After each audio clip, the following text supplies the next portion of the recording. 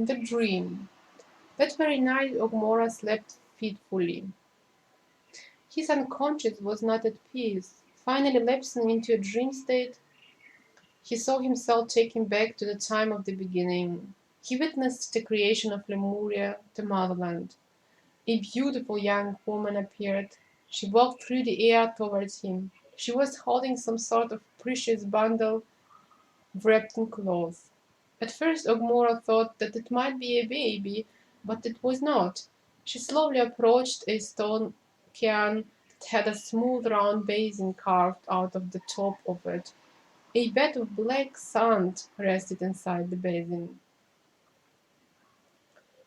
The woman paused in front of the basin and lifted her bundle skyward, offering it to the sun. She uttered some prayers, the words of which were so ancient that even Ogmore, as old as he was, could not make out their meaning. I shall tell you that she spoke in the seed tongue of this planet, which has ever been known to only a few. Then she set her bundle down very carefully upon the center of the basin.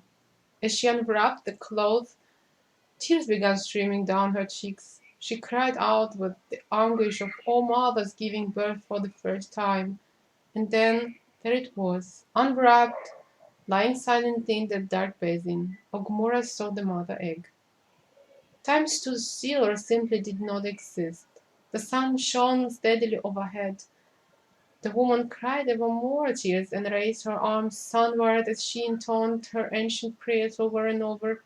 The sun moved directly above her and reached the full brilliance of its zenith.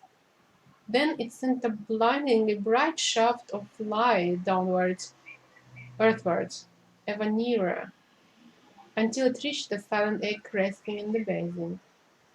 A crack of thunder broke the stillness at the moment of penetration. The woman dropped her arms limply to her sides and cried no more. The egg, that wondrous egg, began to glow red, began to radiate vitality. Ogmora could see it all so clearly. How the entrance of the sun had caused the fissures within the mother egg's crystalline dimensions, sending out ruby red refractions of light. Ogmora watched entranced as the young woman soon caused a small opening to appear in the base of the cairn. As she crawled into it, the opening sealed itself behind her. The sky was rapidly turning darker and filling with debris. Rocks, ashes, and smoke choked the pungent air. Then Ogmore could see nothing but blackness for a while.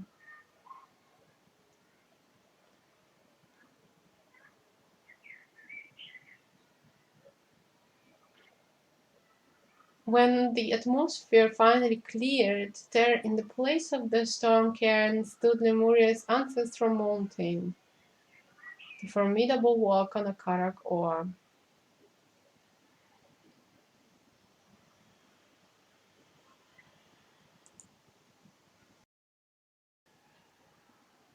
Ogmore awoke shaking and drenched with sweat. He was profoundly affected by what he had just witnessed. Getting up, he splashed some cold water on his face. He tried to pray.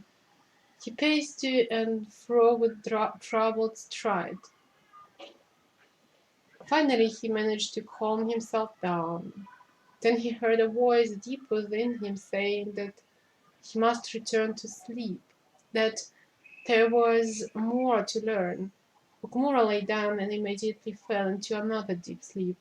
This time he found himself inside a small cave, deep within the heart of the volcano itself.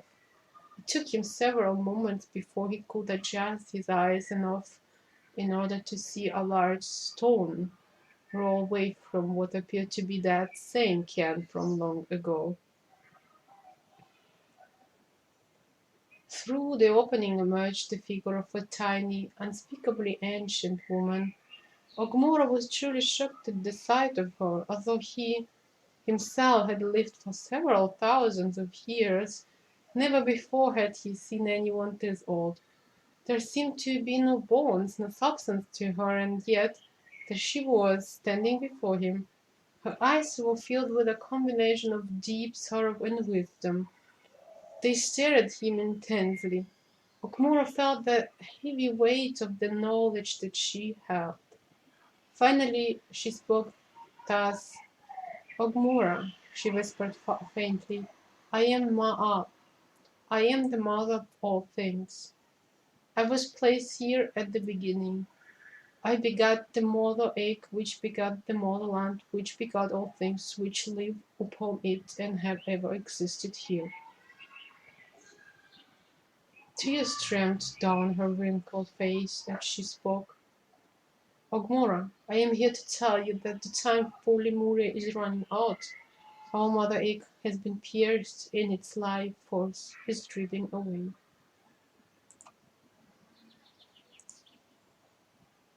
Ogmora then saw the events which had taken place within the volcano that very day. He perceived the desperate scheming of Boklore and saw the demise of him and Seplik. Finally he was allowed to view the mother egg itself. With a shudder he observed the stream of luminous red liquid that was slowly draining out of it. "No," he said, "no!" He shook his head wildly in disbelief. "There must be some way to prevent this." "No, wise one, there is not." Ma'a spoke in a tone of compassionate finality. "How much time is left for us then?" Ogmora incredulously asked. "Not more than 8 days at the most. It is finished. It has been decreed that Lemuria has reached its time of completion. Accept this, for it is the truth." Ma'a's eyes filled with a look of fatigue and hopelessness. Suddenly she appeared even more frail and forlorn, standing so small and alone in the darkness. "Please, go warn your people. Some of them may be able to escape. Ogmora, I say unto you that Lemuria is doomed. Go in peace and fulfill your final duty." And thus she grew faint and fainter until the merest wisp of shadow remained. Then there was nothing save a plaintive memory. Ogmora was left alone, carrying the burden of his heavy responsibilities. He had never been more alone. And thus did the end draw near for the motherland.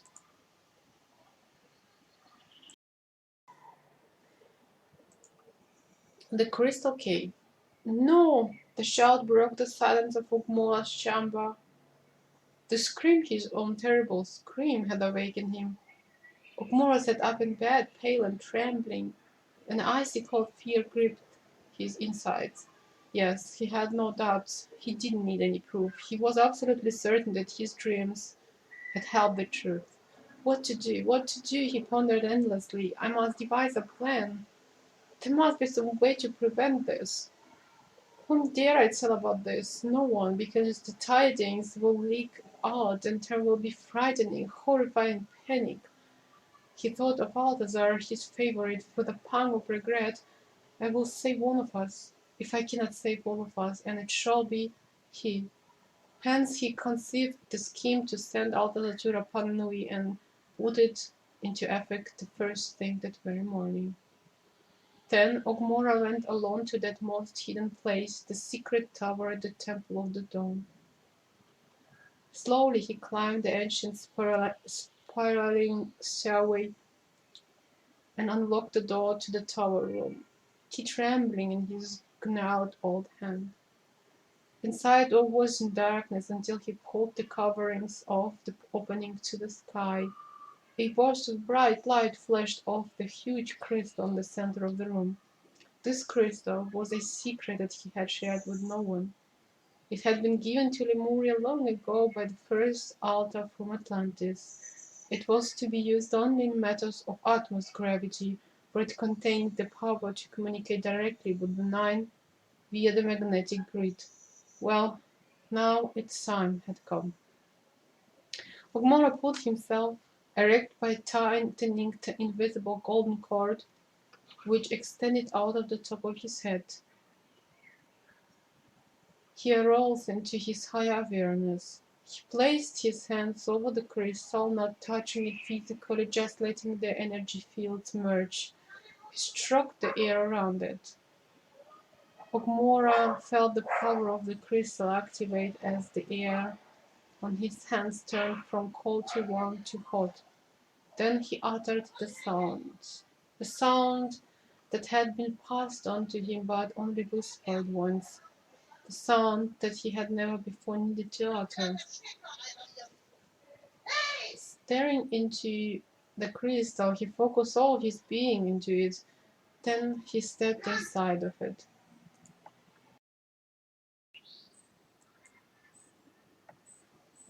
Ogmora found himself inside a cavern. The cave was lined with transparent crystals, each emitting soft white light. Prisms danced back and forth from crystal to crystal. On the floor was a large 8-pointed star outlined in gold and lapis lazuli. Suspended, or rather hovering, in the center of the star was a large globe of clear quartz filled with spiraling wisps of starry clouds. It floated about 4 feet above the ground. Walking towards it, Ogmora raised his hands in the ancient form of greeting. When he was nearly a foot away, he stopped and felt the energy pouring into the palms of his hands. In an instant, he felt the presence of others. Glancing around him, he observed 9 figures clad in white robes. Each stood at the points of the star. He noticed that they wore silver sashes tied with 9 knots around their waists. Their faces could not be clearly seen, nor could Ogmora perceive whether they were of male or female gender. The nymph one stood opposite him on the other side of the quartz globe. This figure had its hands raised, palms towards him. Ogmora noticed with some surprise that these hands had only 4 fingers each. Ah, he thought, so the legend about the 4-fingered ones is true. Alas, the hermit cannot divulge that legend to you at this point in the story, although some of you may already have that remembrance. Ogmora also observed that the being in front of him was wearing the slenderest of pure golden sashes hanging low with 11 knots. The old one from Lemuria stood quietly, his hands still raised towards the globe. His plea poured out through his thoughts. The destruction of our motherland is near. Our mother egg has been fatally wounded. We have little time remaining. Can you not save us? His emotions poured forth freely until finally there was silence once again. Ogmora felt spent, but at peace. A sense of oneness pervaded the cavern, a sense of timelessness, of unity. A message was returned to him through his higher awareness. The circle spirals itself back to the place of the beginning. The cycle completes itself in perfection of its purpose. Every beginning containeth the seeds of its completion. Everything that manifests itself into this world will also one day depart this world. Whenever separation exists from oneness, there will always be a return to oneness. Now, Lemuria is called to its dissolution. Its higher purpose has been served. Nothing can be done to further prolong its lifespan, but that goes against the law. Now well, Ogmora, that the motherland's destiny has been fulfilled, go and see this cycle through. Ogmora was silent. His understanding was now complete. Bowing his head to them in gratitude, he closed his eyes. When he slowly reopened them, he found himself back in the tower room. The giant crystal had disappeared. It had been apported back to the source from whence it had come.